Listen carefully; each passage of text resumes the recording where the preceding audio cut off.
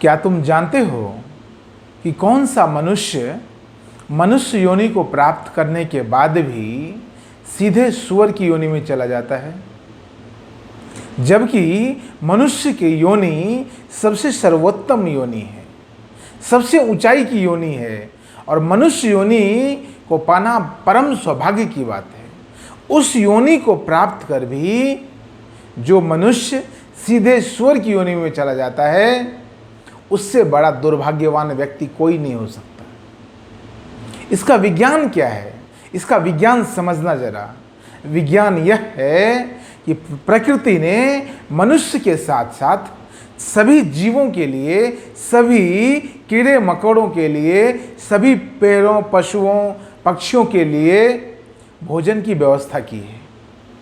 जिस प्रकार मनुष्य के लिए प्रकृति ने भोजन की व्यवस्था की है, उसी प्रकार अपने अनेक अनेक जीवों के लिए भी प्रकृति ने भोजन की व्यवस्था की है।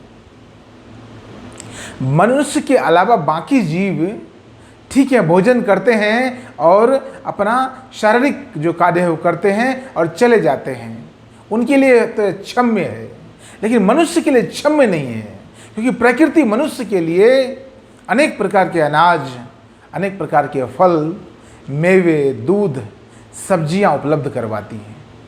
प्रकृति मनुष्य को उत्तम उपहार देती है, क्योंकि मनुष्य प्रकृति की उत्तम रचना है। प्रकृति अपनी उत्तम रचना के लिए उत्तम उपहार देती है, लेकिन हम प्रकृति से प्राप्त करते हैं फल और प्रकृति को लौटाते हैं मल। समझना मेरी बात को। हम प्रकृति से प्राप्त करते हैं विभिन्न प्रकार के फल और प्रकृति को लौटाते हैं मल। अब इतना जो तुमने मल किया है तो उससे कौन खाएगा?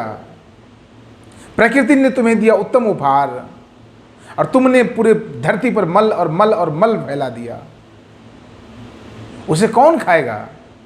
उसे तुमको ही खाना होगा।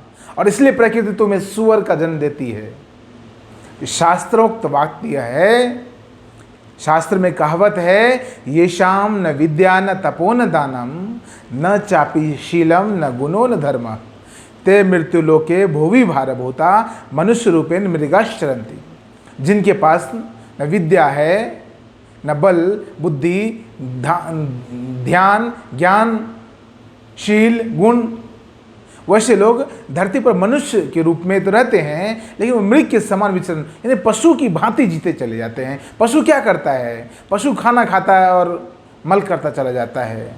तो जो मनुष्य, चूंकि प्रकृति की उत्तम रचना है मनुष्य, और वैसा मनुष्य यदि प्रकृति की उत्तम रचना होने के बाद भी पृथ्वी पर मल करता चला जाएगा तो प्रकृति उसे सजा देती है, और सजा के रूप में प्रकृति उसे सूअर की योनि प्रदान करती है।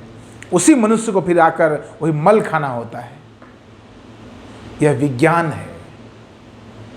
इसे कोई कर्मकांड मत समझना, इसे कोई अंधविश्वास मत समझना, इसे कोई कुछ और मत समझना। यह विज्ञान है, यह जीवन का विज्ञान है।